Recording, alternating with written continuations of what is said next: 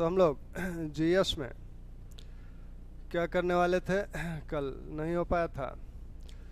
GS में इतिहास में जो हो रहा था कि राष्ट्रीय आंदोलन की पृष्ठभूमि देखी गई थी कि राष्ट्रीय आंदोलन किन परिस्थितियों में शुरू हुआ, राष्ट्रीयता की भावना जो भारतीयों में आई उसके पीछे क्या क्या कारण रहे हैं, जिसमें कई बातें डिस्कस की गई थी। उसमें कहा गया था कि जो आर्थिक शोषण हो रहा था, साथ में विभिन्न समाज सुधारक आए, कुछ ऐसी घटनाएं घटित हुई, अंग्रेजी भाषा में शिक्षा का प्रभाव, रेलवे का प्रभाव, तो ये तमाम चीज़ें मिलकर भारतीयों के मन में राष्ट्रीयता की भावना, स्वतंत्रता, समानता की भावना को जागृत की।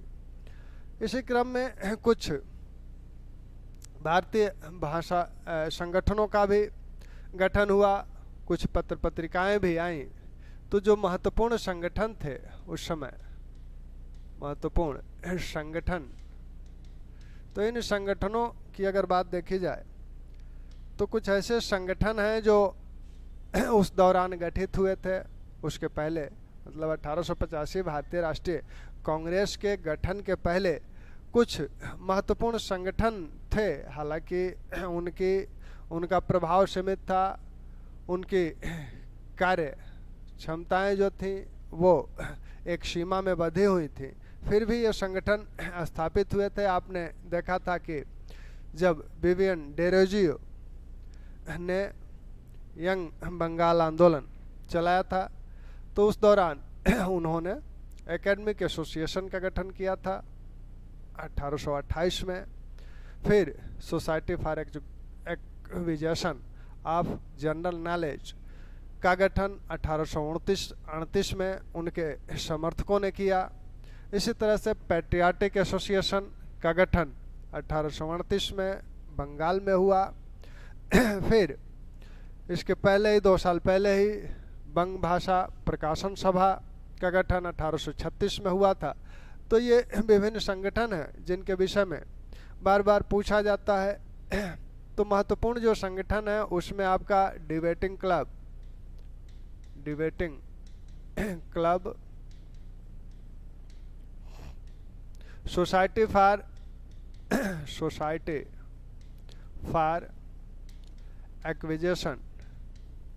Acquisition of general knowledge,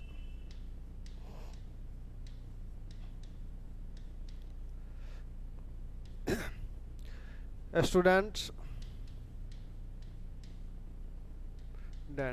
and scientific society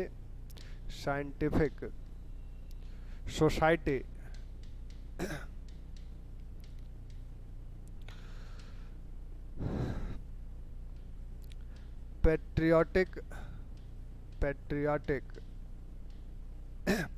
association,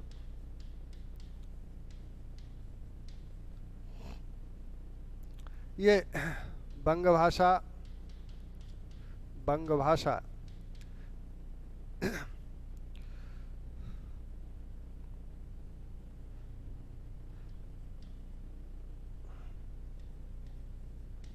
सभा, बंग भाषा प्रकाशन सभा, तो इस तरह के कुछ एसोसिएशन शुरू के हैं। इनको देखें, इनका गठन 1828 में डेरोजियो इसके संस्थापक हैं। उन्हीं के शिष्यों ने 1838 में इसकी स्थापना की। डेरोजियो के शिष्यों ने इसकी स्थापना, उनके निधन के पश्चात इसकी स्थापना की थी। स्टूडेंट्स एंड साइंटिफिक सोसाइटी की स्थापना 1848 में बम्बई में हुई। एल्फिस्टन कॉलेज के विद्यार्थियों द्वारा यह स्थापित की गई। पैट्रियाटिक एसोसिएशन बंगाल में 1838 में स्थापित हुआ। बंग भाषा प्रकाशन सभा 1836 में स्थापित हुई और ये राजा राम मोहन राय के अनुयायियों, राजा राम मोहन राय मोहन राय के अनुयायियों द्वारा इसे स्थापित किया गया था। राजा राम मोहन राय को माना जाता है, क्या माना जाता है, राजा राम मोहन राय ने ही भारत में क्या किया था, संवैधानिक सुधार के ये जनक माने जाते हैं, संवैधानिक सुधार के प्रारंभकर्ता माने जाते हैं।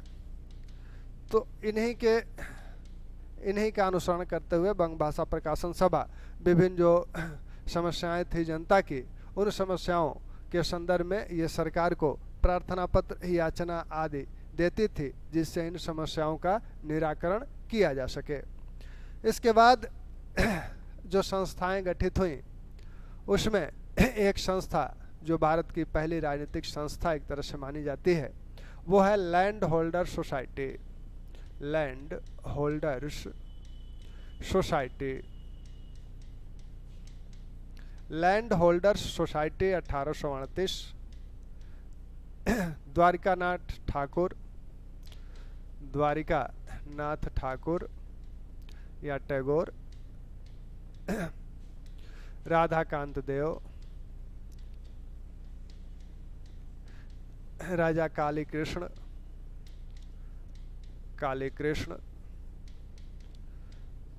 दक्षिणा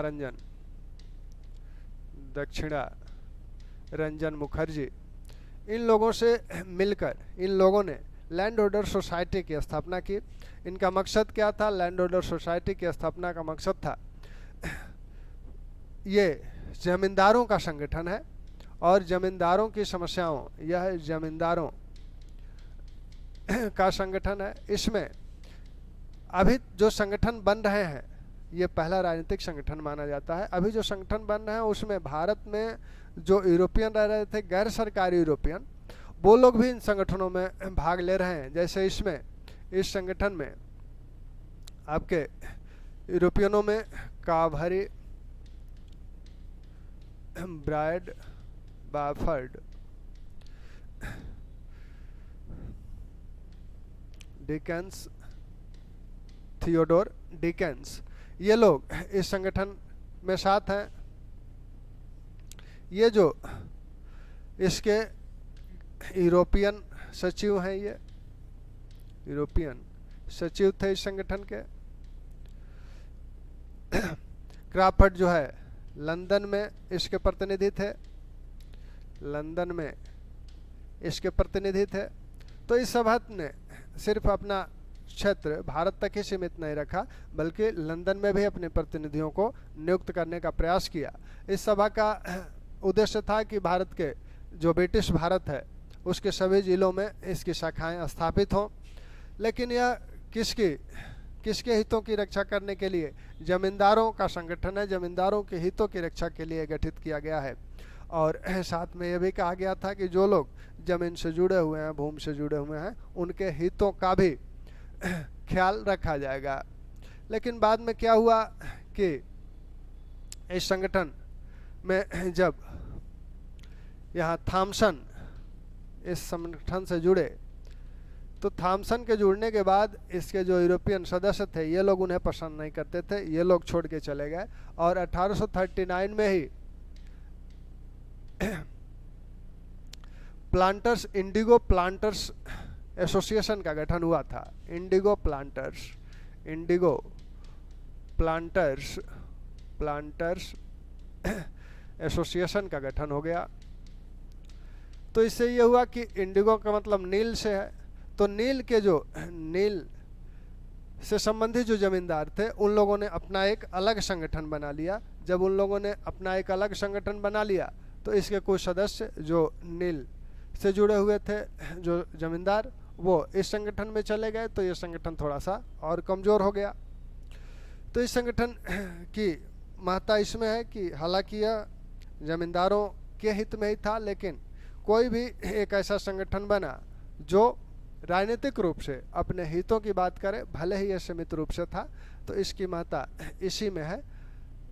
ध्यान रखिएगा, इसका जो प्रसन्न कुमार ठाकुर इसके भारतीय सचिव हैं, और उनको जो है सरकारी वकील, दीवानी अदालत का सरकारी वकील बना दिया गया। तो इस कार्य से क्या हुआ कि वो अब कोई राजनीतिक संगठन चला नहीं सकते थे, तो वो उधर चले गए, ये लोग इंडिगो प्लांटर्स एसोसिएशन में चले गए। तो ये संगठन कमज़ोर हो गया और जो कुछ यूरोपियन थे ये लोग चले गए। जब थॉमसन आ गए तो धीरे धीरे ये निष्क्रिय हो गया। दूसरा जो संगठन बना, Bengal British India society, Bengal British India society 1843 में ये संगठन बना। इसके अध्यक्ष एक यूरोपियन है, जॉर्ज थॉमसन इसके अध्यक्ष थे। वो देवेंद्र नाथ ठाकुर के साथ यहाँ आए थे, द्वारकानाथ ठाकुर के साथ यहाँ भारत आए थे 1843 में, और उसी समय इन्होंने बंगाल ब्रिटिश इंडिया सोसाइटी की स्थापना की। भारत में राजनीतिक प्रशिक्षण देने वाले ये व्यक्ति, राजनीतिक प्रशिक्षण देने वाले प्रथम व्यक्ति माने जाते हैं,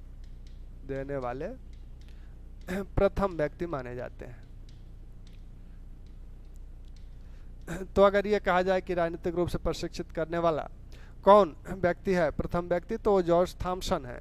ब्रिटेन के थे, यहाँ लंदन से यहाँ आए थे द्वारकानाथ ठाकुर के साथ, और यहाँ इन्होंने इसकी स्थापना की। इसके सचिव प्यारीचंद हैं, इसके सचिव जो हैं वो प्यारेचंद हैं। वहाँ आपने देखा कि जमींदारों की बहुलता थी। यहाँ क्या है, यहाँ जमींदार तो हैं ही, और जो उदारवादी जमींदार हैं वो हैं, साथ में इस संगठन में बुद्धिजीवियों का बोलबाला है, राम गोपाल घोष, ये प्यारीचंद, इस तरह के लोग जो बुद्धिजीवी, बंगाल के बुद्धिजीवी हैं, वो लोग हैं। तो इसीलिए लैंड होल्डर सोसाइटी को कहा जाता है कि वह धन की रईसी थी। लैंड होल्डर्स सोसाइटी को क्या कहा जाता है? लैंड होल्डर सोसाइटी, जहाँ धन की रईसी की प्रतीक थी। वहीं बंगाल ब्रिटिश इंडिया सोसाइटी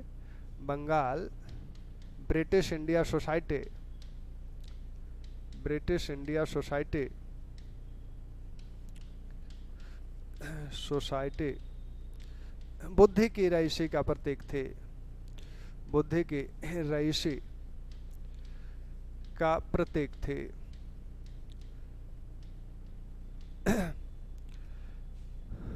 यानी बंगाल लैंड होल्डर सोसाइटी किसके प्रतीक है? धन की रईसी का।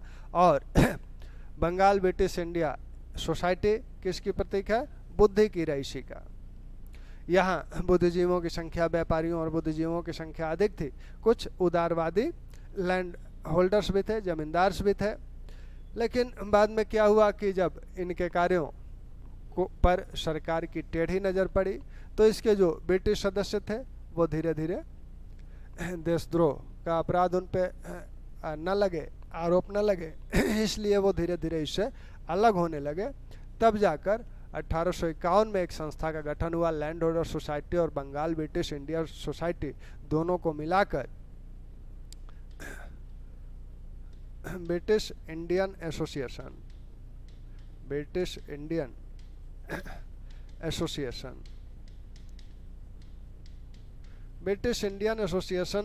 का गठन 1891 में हुआ। और इसके जो अध्यक्ष हैं राधाकांत देव, अध्यक्ष इसके हैं राधाकांत देव, और इसके सचिव हैं देवेंद्र नाथ टैगोर।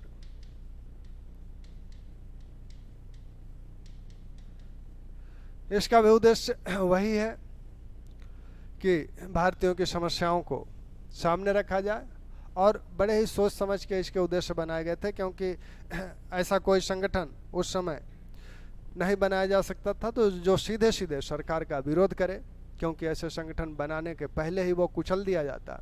इसलिए इन लोगों ने सरकार की तारीफ भी की कि हम चाहते हैं कि सरकार में कार्य की क्षमता बढ़ाना और भारतीयों और सरकार के बीच एक मध्यस्थ का कार्य करना, जिससे भारतीयों की समस्याओं को सरकार के समक्ष हम रख सकें और उसका निदान सरकार द्वारा किया जा सके। तो एक तरफ ये सरकार की तारीफ भी कर रहे हैं और दूसरी तरफ भारतीय समस्याओं को रखने का दावा भी कर रहे हैं। हिंदू पैट्रियाट, इसका हरिश्चंद्र मुखर्जी के नेतृत्व में जो हिंदू पैट्रियाट छपता था, इसका मुख्य पत्र था। हालांकि इस संगठन का पत्र नहीं है, लेकिन इस संगठन के विषय में यह पत्र ही सारी चीज़ें बताता था। जब लैंड होल्डर सोसाइटी का गठन हुआ था तब इंग्लिशमैन ने कहा था, क्योंकि उस समय कुछ यूरोपियन ने यह कहा था कि यह एक राजनीतिक संगठन है और इसे नहीं बनने देना चाहिए। तब इंग्लिशमैन, कुछ उदारवादी ब्रिटिश जो पत्रिकाएं थी, उनमें से एक इंग्लिशमैन भी थी, काभारी इसके संपादक थे। तो उस समय उसने कहा था कि सरकार को दो चीज़ें चुनना है, दो चीज़ों में से एक चुनना है, या तो वो संघ चुने या षड्यंत्र चुने। अगर वो संघ को नहीं बनने देंगे तो षड्यंत्र होगा। तो इस आधार पर उसने लैंड होल्डर सोसाइटी की स्थापना की, पैरवी की थी या उसका समर्थन किया था। वैसे ही कलकत्ता कोरियर ने भी लिखा था कि भारतीय अब जान गए कि संगठन में ही एकता है, और जिस तरह से ब्रिटेन में आयरलैंड का आंदोलन चल रहा है, हो सकता है भविष्य में आगे भारत में भी उस तरह के आंदोलन की शुरुआत हो जाए। तो कलकत्ता कोरियर ने इस पे आशंका व्यक्त की थी, हालांकि उसकी आशंका पूरी हुई। तो बंगाल ब्रिटिश इंडियन एसोसिएशन, जो अध्यक्षता कर रहे राधाकांत देव, सचिव देवेंद्रनाथ टैगोर हैं, यह संगठन थोड़ा ज़्यादा दिनों तक कार्य किया। और इस संगठन के जो मुख्य मुद्दे थे, यह एक चार्टर आंदोलन चलाया। चार्टर आंदोलन से आप चार्टर शब्द से वाकिफ़ हैं, और जिस चार्टर को आप समझ रहे हैं वही चार्टर ये भी है। यानी 1851 में गठन हुआ है, 1853 का चार्टर एक्ट आना है। 1833 के बाद 20 साल के बाद नया चार्टर आएगा। तो 1853 का चार्टर एक्ट आना है, तो ये लोग चाहते थे कि 1853 के चार्टर एक्ट में क्या क्या चीज़ें जोड़ी जाए, उसके लिए हम लोग एक माहौल बनाए, सरकार को ज्ञापन दें यहाँ से लेकर ब्रिटेन तक। तो इसी सिलसिले में यह आंदोलन शुरू किया गया था। और आंदोलन जब शुरू हुआ तो सचिव ने, देवेंद्रनाथ टैगोर ने अन्य प्रेसिडेंसियों के बुद्धिजीवियों को भी पत्र लिखकर यह कहा था कि आप लोग भी इसी तरह के संगठन की स्थापना कीजिए अपने यहाँ, और चार्टर आंदोलन आप लोग भी चलाइए। तो इसी के फलस्वरूप Madras native association, Bombay association का गठन हुआ। दक्कन एसोसिएशन का गठन सबसे पहले पूना में हुआ था, लेकिन सरकार ने उस पर दबाव डालकर उसको समाप्त करा दिया। लेकिन मद्रास नेटिव एसोसिएशन और बॉम्बे एसोसिएशन 1852 में उनकी स्थापना हुई, वो चलते रहे। तो पहला काम तो इन लोगों ने चार्टर आंदोलन का शुरू किया। दूसरा काम इनका, चार्टर आंदोलन में क्या कहा गया है कि विधान परिषदें भारत में गठित की जाएं और उसमें भारतीयों को भागीदार बनाया जाए, कुछ भारतीय सदस्य भी हों, जिससे सरकार ये जान सके कि भारतीयों की क्या मांगे हैं।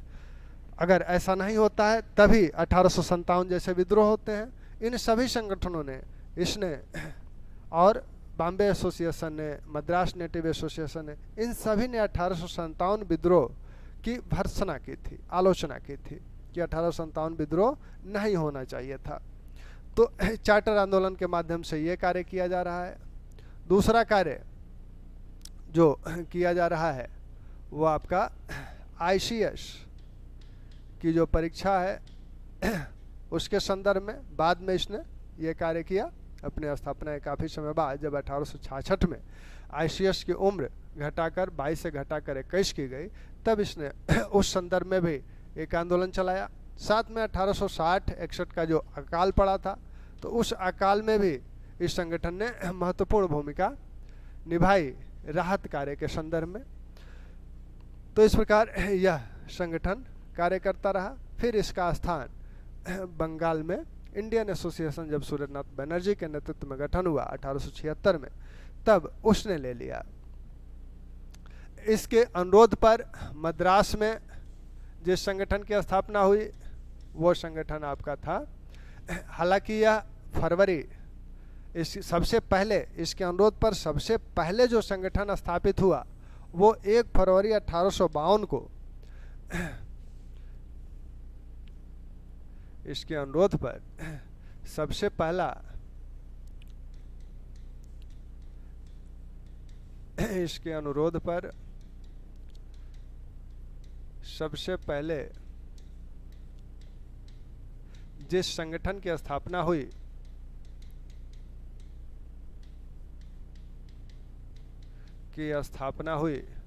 वह 1 फरवरी 1852 को स्थापित होने वाला दक्कन एसोसिएशन था। दक्कन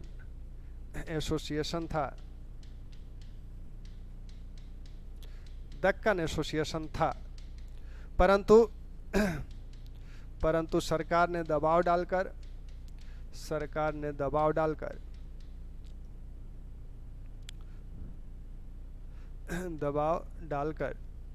इसे समाप्त कर दिया। तो ये कहाँ स्थापित हुआ था? ये स्थापित हुआ था आपका पूना में। तो सबसे पहला इसने जो कहा था अन्य प्रेसिडेंसियों को पत्र लिखकर कि आप लोग भी इस तरह के संगठन स्थापित कीजिए, तो सबसे पहला जो एसोसिएशन स्थापित हुआ वो पूना में हुआ था, दक्कन एसोसिएशन, लेकिन उसे सरकार ने दबाव डालकर समाप्त कर दिया। फिर जो एसोसिएशन गठित हुआ फरवरी में ही, वो आपका है मद्रास में हुआ, मद्रास प्रेसिडेंसी में। और इस प्रेसिडेंसी में जो ये स्थापित हुआ तो ये ब्रिटिश इंडियन एसोसिएशन के शाखा के रूप में स्थापित हुआ, लेकिन आगे चलकर जुलाई में इसका नाम मद्रास नेटिव एसोसिएशन कर दिया गया। लक्ष्मी नरसू चेट्टी ने इसके संस्थापक हैं।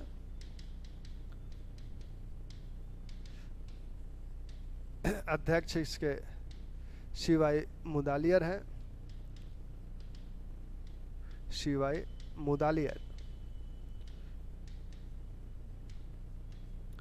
तो इस प्रकार यह संगठन स्थापित हुआ। मद्रास नेटिव एसोसिएशन 1852 में, फरवरी 1852 में स्थापित हुआ। जुलाई 1852 में मद्रास नेटिव एसोसिएशन इसका नाम पड़ा। संस्थापक हैं लक्ष्मी नरसू चेट्टी और आपके अध्यक्ष हैं शिवाई मुदालियर।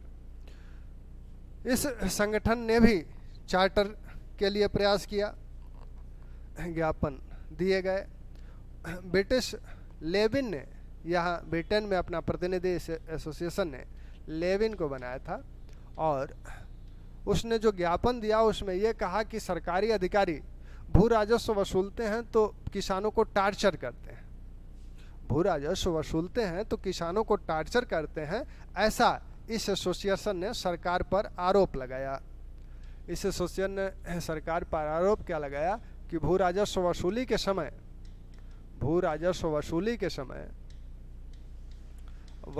समय किसानों को टार्चर किया जाता है।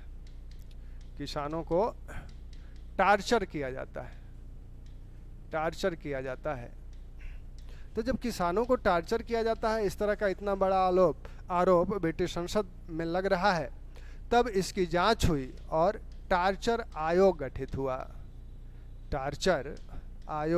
गठित हुआ इस घटना की जांच के लिए। टार्चर आयोग का गठन इसी घटना की जांच के लिए हुआ था।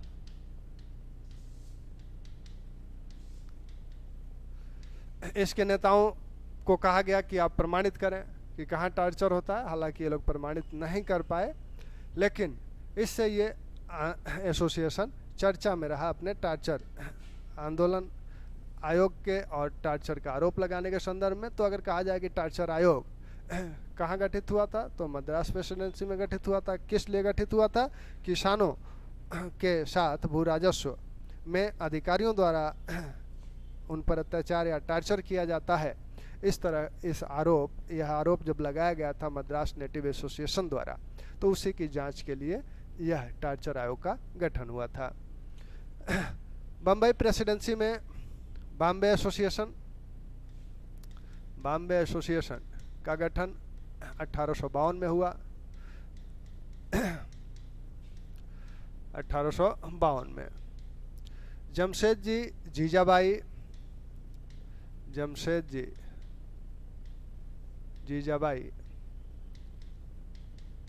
जगन्नाथ शंकर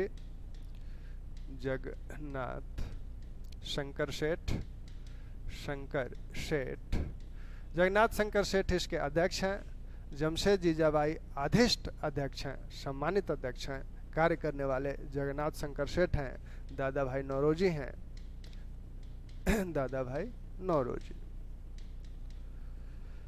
तो ये इस संगठन ने भी 1800 चार्टर अधिनियम के लिए अपने सुझाव दिए। इसने भी 1857 विद्रोह की आलोचना की, लेकिन इसमें अधिकांश व्यापारी थे। और 1860 में जब अमेरिकी गृह युद्ध शुरू हुआ तो भारतीय कपास की मांग बढ़ गई, तो सब अब मुनाफा कमाने में लग गए। इनके जो नेता थे ये लोग भी मुनाफा कमाने में लग गए, तो इसकी बैठकें बड़ी कम हुई। जब इसी समय 1860 में ही सरकार क्या कर रही है, इनकम टैक्स लगाने की बात कर रही है। तो इनकम टैक्स का भी विरोध करना था, लेकिन ये लोग बाद में उसका बड़े अनमने ढंग से विरोध कर रहे हैं। तब रानाडे के नेतृत्व में टाउन एसोसिएशन का गठन हुआ। जब यह सक्रिय नहीं रहा संगठन, तो रानाडे के नेतृत्व में टाउन एसोसिएशन का गठन किया गया। बाद में 1870 में पूना सार्वजनिक सभा का गठन हुआ।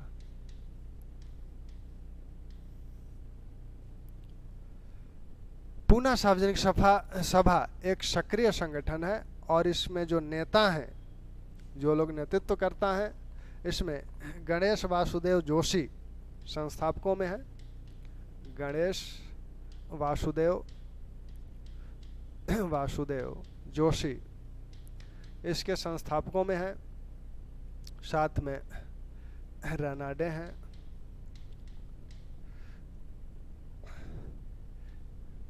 ये इसके प्रमुख लोग हैं।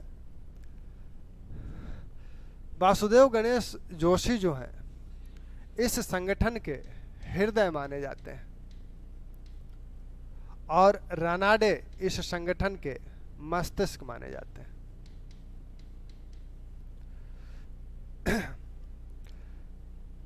गणेश वासुदेव जोशी को सार्वजनिक काका भी कहा जाता है। सार्वजनिक काका भी कहा जाता है। ये स्वदेशी कपड़े पहनते थे और बहुत ही सरल स्वभाव के व्यक्ति थे। हालांकि रानाडे इतने विद्वान तो नहीं थे, लेकिन फिर भी सरल स्वभाव और लोकप्रिय होने के कारण ये पूना सार्वजनिक सभा को ज़्यादा आगे ले गए। पूना सार्वजनिक सभा की जैसे ये जो एसोसिएशन है बंगाल, ये ब्रिटिश एसोसिएशन जो आपको दिख रहा था, British India association, Indian association, तो उस एसोसिएशन की जो सदस्यता शुल्क है वो 50 रुपये वार्षिक है।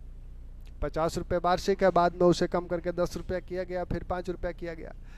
यहाँ जो सदस्यता शुल्क है पूना सार्वजनिक सभा की, पूना सार्वजनिक सभा की सदस्यता शुल्क वर्ष में 1 दिन का वेतनमान है। 1 दिन जो भी आप कार्य करते हो, जितनी आमदनी होती हो, 1 दिन वर्ष में 1 दिन का वेतनमान दे दीजिए। साथ में सदस्यता ऐसे नहीं मिलेगी। सदस्यता के लिए आवश्यक था कि कुछ प्रतिनिधियों, कुछ लोगों द्वारा हस्ताक्षर किया जाना चाहिए। उन लोगों के प्रतिनिधि के रूप में वह व्यक्ति पूना सार्वजनिक सभा का सदस्य बनेगा।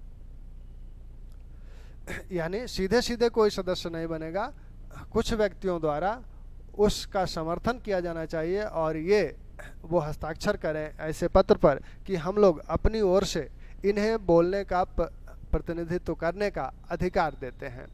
तो एक तरह से यह लोगों तक पहुंचने और के लोगों तक पहुंचने का एक जरिया बनाए कि ज़्यादा से ज़्यादा लोगों तक पहुंचा जा सके और वैसे लोग संगठन में शामिल हों जो कि संगठन के प्रति पूरी तरह से समर्पित हों।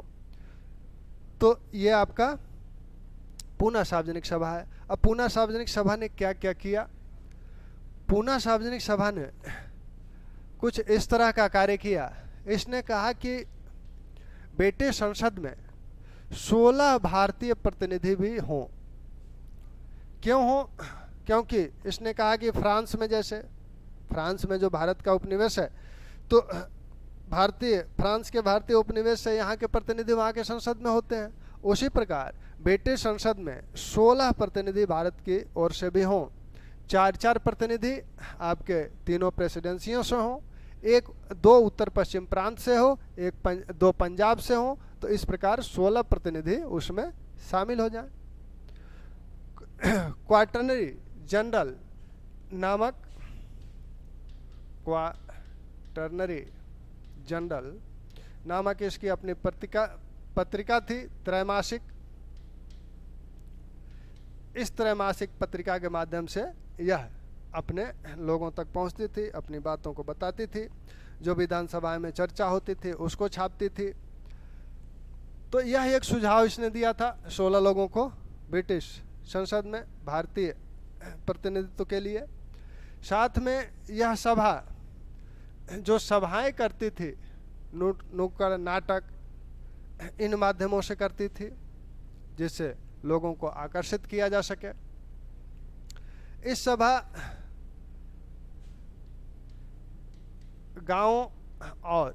गांव के जो छोटे छोटे मामले थे उनके निपटाने के लिए इसने न्याय सभा शुरू की। यानी इन छोटे छोटे मामलों को खुद ही बैठकर निपटा लिया जाता था, वो लोग अदालतों में नहीं जाते थे। तो इससे लोगों को भी सुविधाएं होती थी और विभिन्न जो मतभेद होते थे वो भी बड़े आसानी से बिना धन खर्च किए ही दूर हो जाते थे। तो यह कार्य भी बड़ा सराहनीय रहा पूना सार्वजनिक सभा का। पूना सार्वजनिक सभा ने जो 1877 जनवरी 1877 में जब दिल्ली दरबार हुआ लिटन के काल में, तो उस दिल्ली दरबार में पूना सार्वजनिक सभा ने यह कहा था, जो राजा महाराजा उपस्थित हुए थे तो उनसे कहा था कि आप लोग भारत की संसद हैं, आप सभी लोग मिलकर भारत के हित के लिए, भारतवासियों के हित के लिए कार्य करें। और सुरेंद्रनाथ बनर्जी भी उस दिल्ली दरबार में एक पत्रकार की हैसियत से शामिल थे। तो उन्होंने एक नेटिव प्रेस एसोसिएशन का गठन किया था, यानी पत्रकारों का वह पहला अखिल भारतीय संगठन था। अगर अखिल भारतीय संगठन किसी संदर्भ में बना है पहला, तो वो पहला नेटिव प्रेस एसोसिएशन ही है जो 1877 में गठित हुआ। तो उनके साथ मिलकर पूना सार्वजनिक सभा सुरेंद्रनाथ बनर्जी के साथ मिली और कलकत्ता भी इनके कुछ प्रतिनिधि गए और ये तय हुआ कि एक अखिल भारतीय सभा पत्रकारिता संबंधी वो आपके कलकत्ता में आयोजित की जाए, जो कि अगले साल आयोजित हुई थी। तो पूना सार्वजनिक सभा की ये गतिविधियां रही हैं।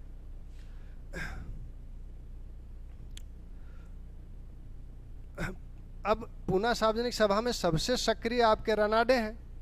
तो रनाडे का क्या किया गया कि पूना से ट्रांसफर कर दिया गया, नासिक भेज दिया गया। रनाडे ब्राह्मण है और ब्राह्मणों पर इनका प्रभाव है, ऐसा सरकार द्वारा माना गया। तो वहाँ से इन्हें नासिक भेजा गया, फिर वहाँ से भी इनका ट्रांसफ़र कर दिया गया। अंततः इनके प्रमोशन का समय आया तो इन्हें प्रमोशन भी नहीं दिया गया, जबकि प्रमोशन की सारी शर्तों को पूरा करते थे। तो इस प्रकार ब्रिटिश सरकार इन संगठनों के कार्यों में बीच बीच में बाधाएं डालती रहती थी। ब्रिटिश सरकार अवध में भी एक, जैसा कि ब्रिटिश इंडिया एसोसिएशन की जैसे संगठन सारी प्रेसिडेंसियों में स्थापित किए गए हैं, तो अवध में भी इस तरह के एक संगठन स्थापित करना था क्योंकि अवध के जमींदार या तालुकेदार कोई एक संगठन स्थापित कर लेते। इसके पहले अवध एसोसिएशन की स्थापना सरकार ने की। सरकार ने दक्षिणारंजन को वहाँ जमींदार बनाकर भेजा और वहाँ पर सरकार की ओर से ये संगठन स्थापित किया गया और ये इनकी फंडिंग भी लगभग सरकार द्वारा ही किया जाता था। तो इसमें से जो अवध एसोसिएशन है वो सरकार के सहयोग से स्थापित है और सरकार द्वारा ही उसकी फंडिंग भी की जा रही है। तो ये कुछ संगठन है जो आपके इंडियन एसोसिएशन के पहले के संगठन है। सबसे पहला संगठन जो राजनीतिक माना जाता है वो लैंड ऑर्डर सोसाइटी माना जाता है और उसके बाद द्वारिकानाथ टैगोर के नेतृत्व में शुरू हुआ था। द्वारिकानाथ टैगोर रविन्द्रनाथ टैगोर के दादा हैं और एक उद्योगपति भी हैं। ब्रिटेन भी गए और महारानी से ये सीधे उनके राजमहल में जाकर मिलने वाले व्यक्तियों में से थे। तो आगे जब हम लोग करेंगे तो उसमें इंडियन एसोसिएशन और फिर भारतीय राष्ट्रीय कांग्रेस की बातें और कुछ बातें जो जैसे आईसीएस की बातें हैं तो उनकी बातें अलग से बीच बीच में कर ली जाएंगी पूरी। ठीक, तो आप लोग पढ़ते रहिए, मस्त रहिए और बस मुस्कुराते रहिए।